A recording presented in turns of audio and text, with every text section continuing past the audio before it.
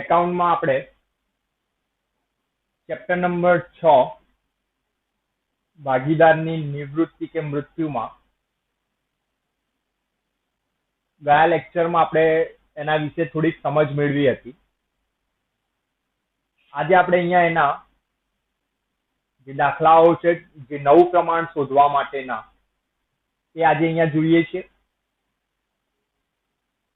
એ સિવાય નિવૃત્ત થતા ભાગીદારના ભાગની પાઘડીની જે આપણે અસરો આપવાની છે એ પણ જોઈશું.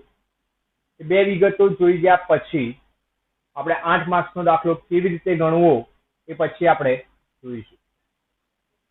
તો દરેક જણ ચોપડીમાં પેજ નંબર 264 પર પ્રશ્ન નંબર 3 જોવે. પેજ નંબર 264 બુકમાં પ્રશ્ન નંબર 3, જેમાં તમને કીધું છે નીચે આપેલ પ્રશ્નોમાં નવું નફા નુકસાનનું પ્રમાણ અને લાભના પ્રમાણની ગણતરી કરો. બે વસ્તુ કીધી છે, બરાબર. નવું નફા નુકસાનનું પ્રમાણ અને લાભના પ્રમાણની શું કરો? ગણતરી કરો. એ આપણે સૌ પ્રથમ અહીંયા આજે કરીએ છીએ. એમાંથી જે પણ જરૂરી દાખલા છે, 5-6 દાખલાઓ, એ આપણે કરીશું. બધા કરવાની જરૂર નથી. આપણે એમાંથી જરૂરી ફક્ત 5 કે 6 દાખલાઓ જ આપણે કરવાના છે. ત્યાર પછી આપણે નિવૃત્ત થતા ભાગીદારના ભાગની પાઘડીની આમનોંધ આપણે ગયા લેક્ચરમાં જોઈ ગયા હતા. એની અસરો કેવી રીતના આપવી એના માટેના 3-4 દાખલાઓ કરીશું, બરાબર. અને ત્યાર પછી બધું જ પત્યા પછી આપણે 8 માર્ક્સનો દાખલો નિવૃત્તિનો કેવી રીતે ગણવાનો છે એ જોઈશું, બરાબર. તો પેજ નંબર આપણું 264, પ્રશ્ન નંબર 3, જેની અંદર દાખલા નંબર આપણો 1, જેમાં કીધું છે નંબર 1 માં કે x, y અને z 5:3:2 ના પ્રમાણમાં નફો નુકસાન વહેંચી લેતા ભાગીદારો છે, જેમાં z નિવૃત્ત થાય છે, બરાબર. સિમ્પલ છે. આપણું પ્રશ્ન નંબર 3 નો દાખલા નંબર 1, તમને 3 ભાગીદારોનું જૂનું પ્રમાણ આપ્યું છે. કયા 3 ભાગીદારો? x, y અને z. તો એ હું અહીંયા લખું છું પહેલું તો કે x, y, z નું જૂનું પ્રમાણ નફા નુકસાનનું છે. આપણી પાસે 5:3:2 છે. ઓકે. આમાંથી તમને એવું કીધું છે કે z શું થાય છે? નિવૃત્ત થાય છે. z નિવૃત્ત થાય છે. તો બાકીના ભાગીદારો જે રહ્યા, બાકીના કયા રહ્યા? x અને y રહ્યા. એમનું નવું પ્રમાણ આપણે શોધવાનું છે અને એમનું લાભનું પ્રમાણ શોધવાનું છે. પણ અહીંયા દાખલામાં આપણને બીજું કંઈ જ આપ્યું નથી. જો કશું જ ના આપ્યું હોય તો એમનું જે જૂનું પ્રમાણ હોય x અને y નું, એ જ એમનું નવું પ્રમાણ ગણવામાં આવે અને એ જ એમનું લાભનું પ્રમાણ પણ ગણવામાં આવે. મતલબ કે x અને y નું નવું પ્રમાણ કેટલું? તો x અને y નું નવું પ્રમાણ અહીંયા આપણે કહેવાય 5:3, બરાબર. અને એમનું લાભનું પ્રમાણ કેટલું? તો એ પણ કહેવાય 5:3 જ, બરાબર.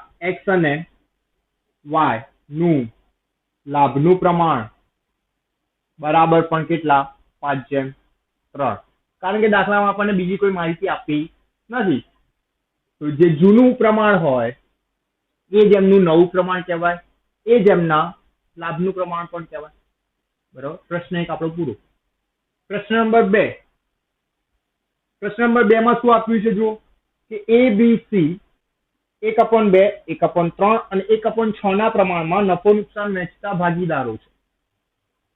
જો A નિવૃત્ત થાય તો, જો B નિવૃત્ત થાય તો, જો C નિવૃત્ત થાય તો. 3 ઓપ્શન આપ્યા છે. A નિવૃત્ત થાય તો નવું પ્રમાણ શોધો, લાભનું પ્રમાણ શોધો. B નિવૃત્ત થાય તો નવું પ્રમાણ શોધો, લાભનું પ્રમાણ શોધો. C નિવૃત્ત થાય તો નવું પ્રમાણ શોધો, લાભનું પ્રમાણ શોધો, બરાબર. તો જોઈએ આપણે, આપણી પાસે 3 ભાગીદારો છે A, B, C. તો A, B અને C નું જૂનું પ્રમાણ કેટલું છે? તો જૂનું પ્રમાણ આપણને આ રીતે આપ્યું છે કે 1/2, 1/3 અને 1/6 આપ્યા છે, બરાબર. હવે અહીંયા તમને છેદ સરખા આપ્યા નથી, એટલે પહેલું કામ આપણે આમના છેદ સરખા કરી દઈએ. તો છેદ સરખા કરી દો તો આને 3 વડે ગુણવા પડે. 6 લાવી દઈએ 3 વડે ગુણીને. તો 3 વડે ગુણો તો ઉપર થઈ જાય 3/6, બરાબર. આને આપણે ગુણવા પડશે 2 વડે, તો આ થઈ જાય 2/6 અને આને આપણે ગુણવા પડે નહીં, એટલે 1/6. એટલે આપણું અહીંયા જૂનું પ્રમાણ શું થયું? જૂનું પ્રમાણ શું કહેવાય? 3:2:1 કહેવાય. આ ત્રણેય ભાગીદારોનું જૂનું પ્રમાણ કેટલું છે? 3:2:1 છે. હવે જે ઓપ્શન આપ્યા હતા એ જોઈએ. જેમાંથી પહેલું કીધું હતું નંબર 1 આપણને કે ભાગીદાર એ નિવૃત્ત થાય. તો બરાબર, ભાગીદાર શું થાય છે? એ નિવૃત્ત થાય છે. તો બી અને સી નું આપણે નવું પ્રમાણ જોઈએ અને બી અને સી નું લાભનું પ્રમાણ પણ જોઈએ. તો અહીંયા લખીશું આપણે કે બી અને સી નું નવું પ્રમાણ બરાબર એ નિવૃત્ત થયો. તો બી અને સી નું નવું પ્રમાણ કેટલું? 2:1 જ, કારણ કે અહીંયા બીજું કોઈ છે નહીં વિગત આપણી પાસે. અને એમનું લાભનું પ્રમાણ કેટલું? તો એ પણ એટલું જ કે બી અને સી નું લાભનું પ્રમાણ બરાબર પણ 2:1 જ. પહેલો વિકલ્પ હતો પૂરો. હજી બીજો વિકલ્પ પણ આપ્યો છે. બીજામાં આપણને એવું કીધું છે કે બી નિવૃત્ત થાય. નંબર 2 નિવૃત્ત થાય. તો કે બી નિવૃત્ત થાય તો શું? ભાગીદાર બી જે છે એ આપણો નિવૃત્ત થાય એટલે આ વચ્ચેનું નીકળી જશે. તો એમનું નવું પ્રમાણ શું થાય? 3:1 થશે. એટલે આપણે લખીશું કે એ અને સી નું નવું પ્રમાણ બરાબર 3:1 બરાબર. એમનું લાભનું પ્રમાણ પણ કેટલું? એ જ. એટલે લખીશું કે એ અને સી નું લાભનું પ્રમાણ બરાબર 3:1 બરાબર. એમનું નવું પ્રમાણ મળી ગયું, લાભનું પ્રમાણ મળી ગયું. ત્રીજો ઓપ્શન પણ આપ્યો છે. ત્રીજો ઓપ્શન શું કીધું છે કે સી નિવૃત્ત થાય તો?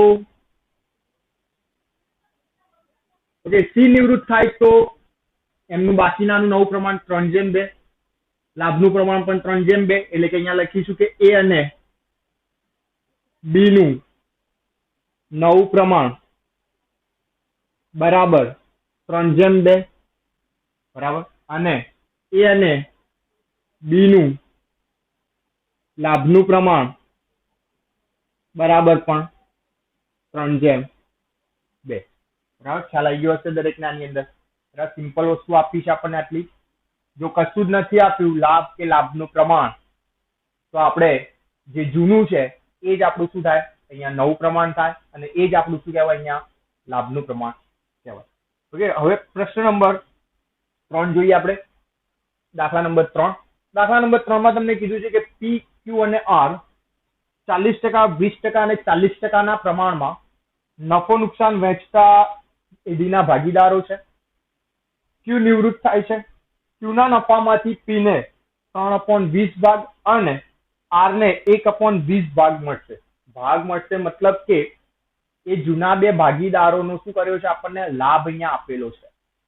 તો આપણે આગળ સૂત્રો જયારે સમજ્યા પહેલા લેક્ચરમાં ત્યારે જોઈ ગયા કે જયારે દાખલામાં લાભ આપ્યો હોય ત્યારે નવું પ્રમાણ શોધવાનું આપણે સૂત્ર સમજી ગયા કે ત્યારે નવું પ્રમાણ બરાબર લેવાય જૂનો ભાગ વત્તા લાભ. બરાબર, ત્યારે શું સૂત્ર લેવાય? નવું પ્રમાણ બરાબર જૂનો ભાગ વત્તા શું કરાય? લાભ કરાય. ઓકે, તો જોઈએ આપણે.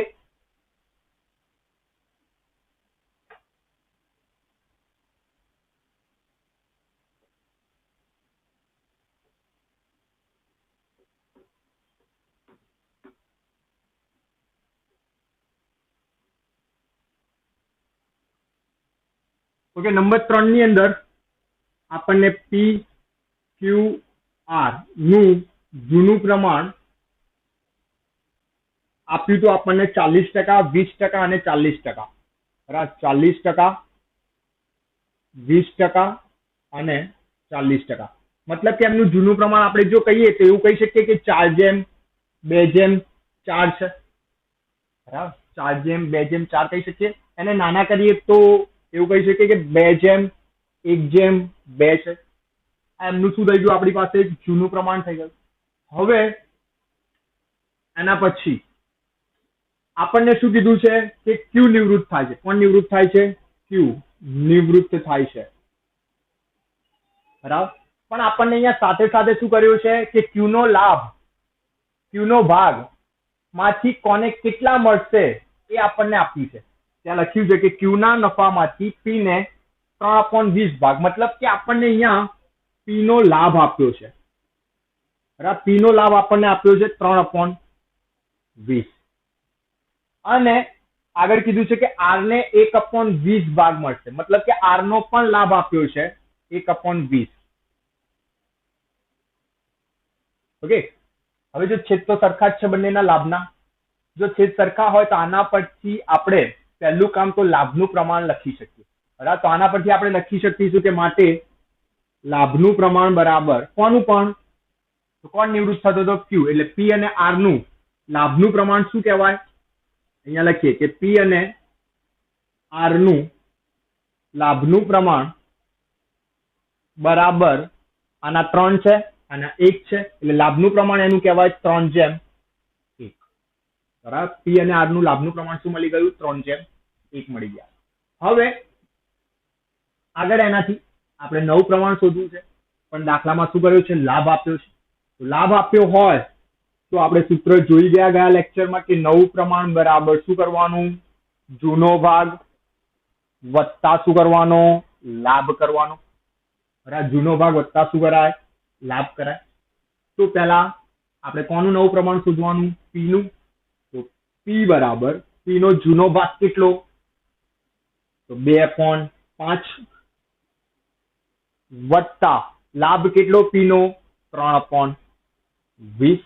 ઓકે, તમે આને લસા લઈને પણ કરી શકો છો, અથવા આપણે આગળ કરતા હતા એ પ્રમાણે પણ કામ કરી શકીએ. તો આ રીતે કરી શકીએ કે 20 × 5, 20 × 5 100, 20 દુ 40 પ્લસ 5 તરી 15, એટલે કે એનું લાભ એનું નવું પ્રમાણ કહેવાય 55/100.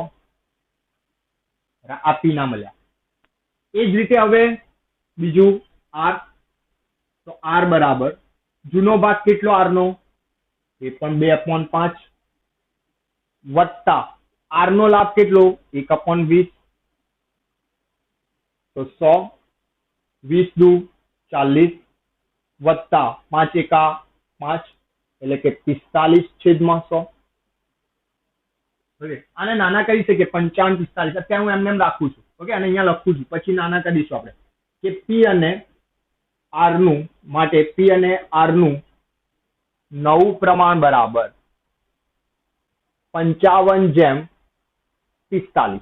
આને નાના કરીશું, 5 વડે ભાગ ચાલે, 55 ના 5 વડે ભાગ પાડો તો 11 અને 45 ના પાડો તો 9, એટલે કે એમનું નવું પ્રમાણ કહેવાય 11/9. ઓકે, જ્યારે દાખલામાં શું કર્યું હોય, આપણને લાભ આપ્યો હોય ત્યારે નવું પ્રમાણ શોધવા આપણે આટલું કામ કરવાનું. લાભ આપ્યો હોય ત્યારે શું કરવાનું, નવું પ્રમાણ બરાબર શું કરવાનું, જૂનો ભાગ વત્તા શું કરવાનો, લાભ કરવાનો. યાદ રહે આટલી વસ્તુ. ઓકે, એના પછી પ્રશ્ન 4 આપણે કરવાની જરૂર નથી, બરાબર, અગત્યનો નથી. પ્રશ્ન નંબર 5 કરીશું આપણે.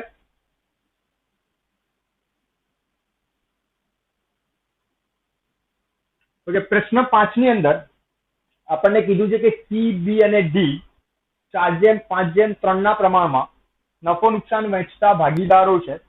ડી નિવૃત્ત થાય છે. કોણ નિવૃત્ત થાય છે, ભાગીદાર ડી નિવૃત્ત થાય છે. ડી ના નફાનો ભાગ સી અને બી ને 2/1 ના પ્રમાણમાં મેળવશે. મતલબ કે અહીંયા આપણને બંને જે ભાગીદારો છે બાકીના, એ બે ભાગીદારોનું શું કર્યું છે, લાભનું પ્રમાણ આપેલું છે. લાભ નથી આપ્યો, લાભ અહીંયા આપણને આપ્યો હતો આનો 3/20 1/20, પણ ત્યાં શું કર્યું છે, આપણને લાભ નથી, લાભનું પ્રમાણ આપ્યું છે 2/1. બરાબર, તો દાખલો કેવી રીતે ગણવો એ અહીંયા જોઈએ. તો જો પહેલું તો સી, બી અને ડી નું આપણને જૂનું પ્રમાણ છે કે સી, બી અને ડી નું જૂનું પ્રમાણ બરાબર છે 4/5/3. બરાબર, આમાંથી આપણને એવું કીધું કોણ નિવૃત્ત થાય છે, ભાગીદાર ડી નિવૃત્ત થાય છે. તો ડી નિવૃત્ત થાય. એ સિવાય એવું પણ કીધું છે આગળ ને કે ડી ના નફાનો ભાગ સી અને બી 2/1 ના પ્રમાણમાં મેળવશે. એનો મતલબ કે આપણને અહીંયા સી અને બી નું લાભનું પ્રમાણ આપ્યું છે 2/1. બરાબર, તો અહીંયા લાભનું પ્રમાણ તો આપણે શોધવાની જરૂર છે નહીં. લાભનું પ્રમાણ તો આપણને શું કરી દીધું છે, 2/1 આપી જ દીધું છે. તો આપણે અહીંયા ફક્ત હવે નવું પ્રમાણ શોધવાનું છે. તો નવું પ્રમાણ કઈ રીતે શોધીશું, તો આપણે આગળ સૂત્રોમાં જોઈ ગયા કે જ્યારે લાભનું પ્રમાણ આપ્યું હોય ચાલુ રહેતા ભાગીદારોનું, ત્યારે આપણે સૌ પ્રથમ શું કરવું પડે? એ ચાલુ રહેતા ભાગીદારોનો લાભ શોધવો પડે. લાભ શોધી દઈએ પછી તો આપણે નવું પ્રમાણ બરાબર શું કરી શકીએ? જૂનો ભાગ વત્તા શું કરી શકીએ? લાભ કરી શકીએ. તો એના માટે આપણે અહીંયા જોઈશું. પહેલા તો શું કરીશું? જે ચાલુ રહેતા ભાગીદારો છે, ચાલુ રહેતા ભાગીદારો મતલબ કોણ? સી અને બી. એ સી અને બી નું શું કરીશું? આપણે લાભ શોધીશું. બરાબર? તો અહીંયા હું લખીશ સૂત્ર કે ચાલુ રહેતા ભાગીદારોનો લાભ બરાબર લખાવડાવીશું કે નિવૃત્ત ભાગીદારનો ભાગ ગુણ્યા લાભનું પ્રમાણ. બરાબર? એટલે અહીંયા લખીશું આપણે કે નિવૃત્ત ભાગીદારનો ભાગ ગુણ્યા લાભનું પ્રમાણ. બરોબર? ચાલુ રહેતા ભાગીદારોનો લાભ બરાબર શું સૂત્ર? નિવૃત્ત ભાગીદારનો ભાગ ગુણ્યા શું કરવાનું? લાભનું પ્રમાણ. હવે ચાલુ રહેતા ભાગીદારો કયા? સી અને બી. તો આપણે પહેલા સી નો લાભ શોધીએ. તો અહીંયા સી નો લાભ બરાબર નિવૃત્ત ભાગીદારનો ભાગ કેટલો? કોણ નિવૃત્ત થાય? ડી. તો ડી નો ભાગ કેટલો? 3/, અને ટોટલ 4 ને 5 9, 9 ને 3 12, એટલે કે 3/12 કહેવાય. તો અહીંયા લખીશું આપણે 3/12 ગુણ્યા લાભનું પ્રમાણ. તો સી નો લાભનું પ્રમાણ શું હતું? 2/1 હતું, મતલબ કે 2/3 લખાય. બરોબર? એ જ રીતે બીજો ભાગીદાર કોણ? બી. તો બી નો લાભ બરાબર પહેલું તો શું? નિવૃત્ત ભાગીદારનો ભાગ. નિવૃત્ત ભાગીદારનો ભાગ તો 3/12 જ ગુણ્યા લાભનું પ્રમાણ કેટલું એનું? 2/1 હતું, એટલે એનું કેટલું? 1/3. તો અહીંયા આ બંનેમાંથી હું 3 3 ઉડાડ દઉં. બરાબર? તો સી માં શું વધે? 2/12 વધે, અને ડી માં શું વધે? 1/12 વધે. બરાબર? બંનેના છેદ આપણા સરખા રહેવા જોઈએ. બરાબર? ભલે આના આપણે પદ ઉડાડી શકીએ, 1/6 કરી શકીએ, પણ કરવાના નહીં, કારણ કે આપણે બંનેના છેદ શું જોઈએ? સરખા જોઈએ. તો આપણે સરળતાથી કામ થાય. ઓકે? તો સી નો લાભ મળી ગયો, બી નો લાભ મળી ગયો. હવે નવું પ્રમાણ શોધીશું. તો નવું પ્રમાણનું સૂત્ર લખીશું કે નવું પ્રમાણ બરાબર જૂનો ભાગ વત્તા લાભ. બરાબર? તો પહેલો ભાગીદાર કોણ? સી. તો સી નો જૂનો ભાગ કેટલો? 4/12 વત્તા સી નો લાભ કેટલો? 2/12. જો છેદ સરખા હોય તો ફક્ત આપણે પછી અંશનો સરવાળો જ કરવાનો થાય, બીજું કઈ કરવાનું રહે નહીં. અંશનો સરવાળો શું થાય? 4 + 2 6 થાય, એટલે કે આનો જવાબ શું કહેવાય આપણો? 6/12 થાય. એ જ રીતે બીજો ભાગીદાર કોણ? બી. તો બી બરાબર બી નો જૂનો ભાગ કેટલો? 5/12 વત્તા બી નો લાભ કેટલો? 1/12. બંનેના છેદ સરખા જ છે. છેદ સરખા છે તો ફક્ત અંશનો સરવાળો 6/12. બરાબર? તો આ બંનેનું નવું પ્રમાણ કેટલું કહેવાય? 6/6. એનો અર્થ શું થયો? 1/1. એટલે આપણે અહીંયા લખીશું કે માટે સી અને બી નું નવું પ્રમાણ બરાબર 1/1 છે. બરાબર? સી અને બી નું નવું પ્રમાણ શું થયું? 1/1 મળ્યું. બરાબર? આ બે વસ્તુ આપણને ખ્યાલ હોવી જોઈએ. આગળ જ્યારે આપણે દાખલાઓ ગણીશું 8 માર્ક્સના, ત્યારે આપણે જ્યારે નવું પ્રમાણ શોધવાનું આવે તો આ બે રીત આપણને ખ્યાલ હોવી જોઈએ કે લાભ આપ્યો હોય તો શું કરવું, લાભનું પ્રમાણ આપ્યું હોય તો શું કરવું. આ બે વસ્તુ ખૂબ જ અગત્યની છે. આ આવડશે તો જ આપણને આગળનું કામ આવડશે. બરાબર? ઓકે, એના પછી આપણે જોઈએ દાખલા નંબર 7.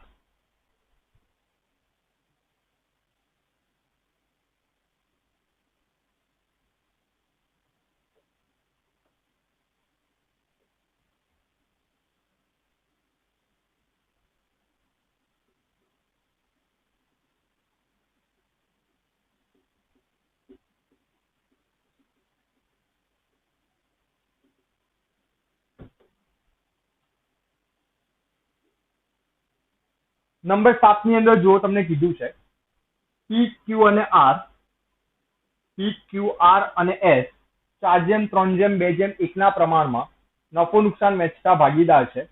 ક્યુ નિવૃત્ત થાય છે. ક્યુ નો ભાગ આર અને એસ ને સરખા હિસ્સે મળશે. ઓકે, ક્યુ નો ભાગ શું થશે? આર અને એસ ને સરખા હિસ્સે મળશે. મતલબ કે આર અને એસ નું લાભનું પ્રમાણ આપણી પાસે છે. પેલાને ત્રીજો જે ભાગીદાર છે એના વિશે આપણને કઈ કીધું નથી. મતલબ કે ત્રીજા ભાગીદારને અહીંયા કશું મળવાનું છે નહીં, એટલે આપણે એનું કઈ કરવાની જરૂર છે નહીં. બરાબર. તો જો પી ક્યુ અને આર અને એસ જે છે એમાં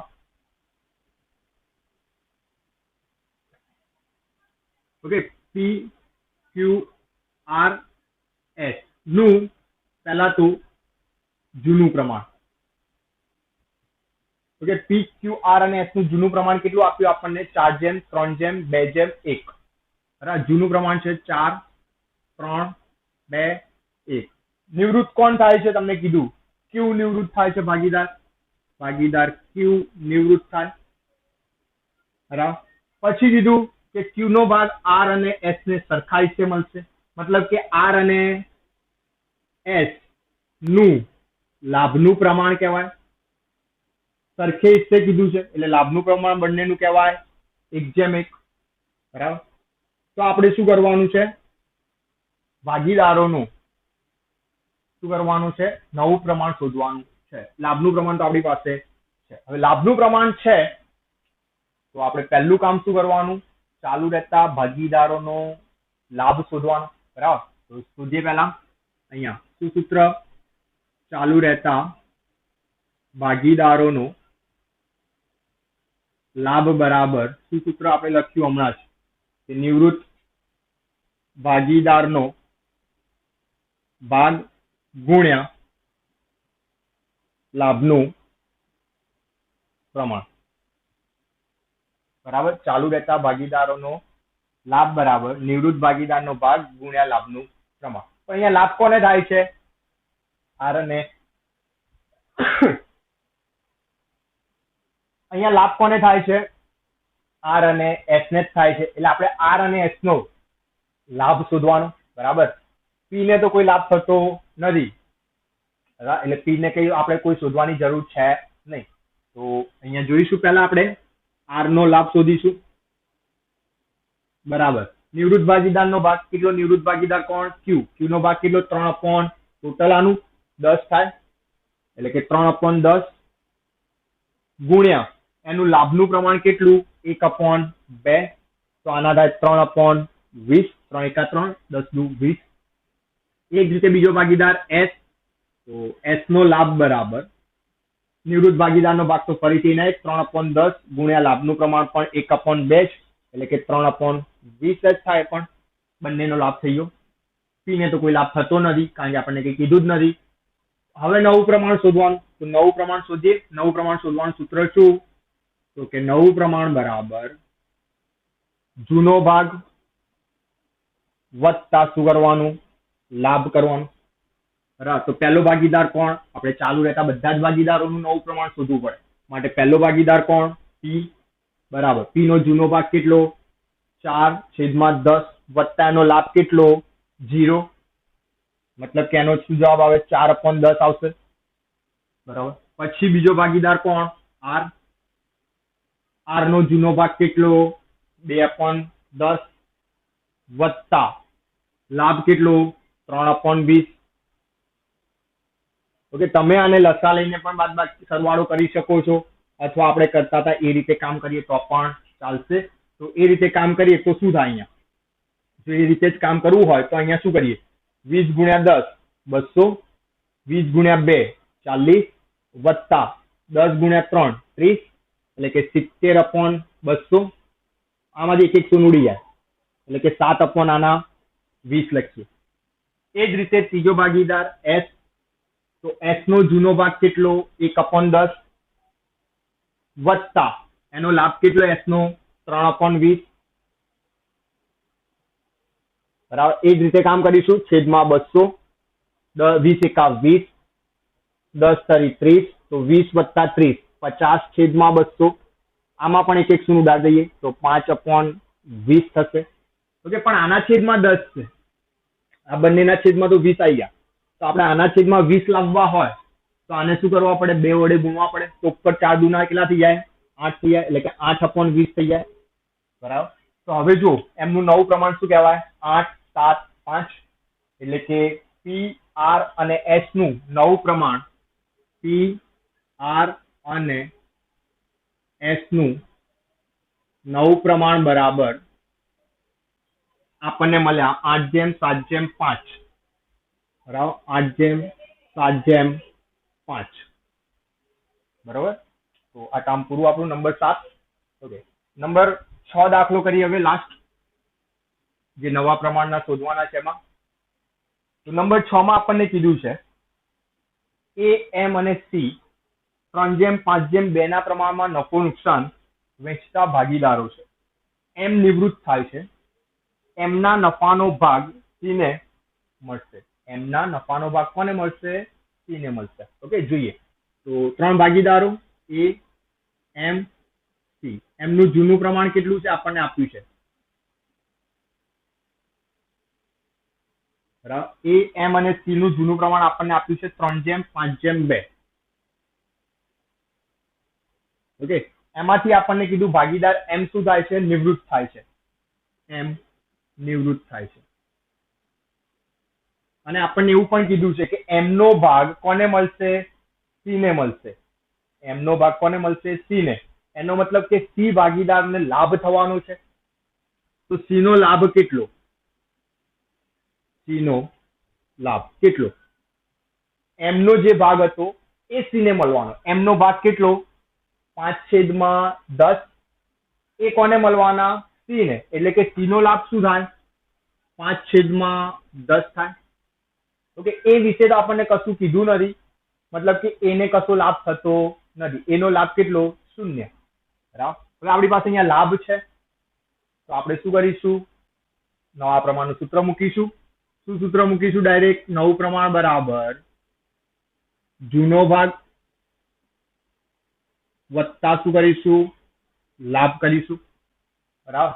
તો નવું પ્રમાણ બરાબર જૂનો ભાગ વત્તા લાભ. પહેલા કોનું? એ.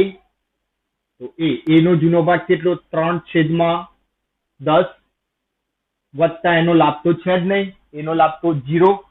તેનું નવું પ્રમાણ, નવો ભાગ કેટલો કહેવાય? 3/10 કહેવાય નવો ભાગ. પછી બીજો ભાગીદાર કોણ? સી. તો સી નો જૂનો ભાગ કેટલો?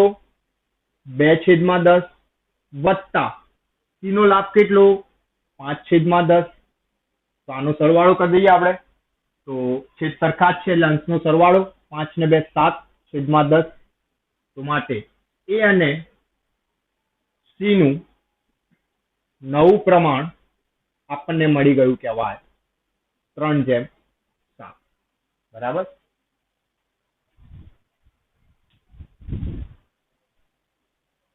એ અને સી નું નવું પ્રમાણ આપણને શું મળી ગયું? 3/7 મળી ગયા. તો આ આપણે અહીંયા આટલા જ દાખલાઓ અહીંયાથી કરવાના છે, નવું પ્રમાણ અને લાભના પ્રમાણના. બરાબર. આજે આપણે આટલી જ વસ્તુ તૈયાર કરવાની અને લખવાની રહેશે દરેકે. નવું પ્રમાણના જે દાખલા આપણે કર્યા તે, લાભનું પ્રમાણ ગણવા માટે જે કર્યા કામ છે. બરાબર.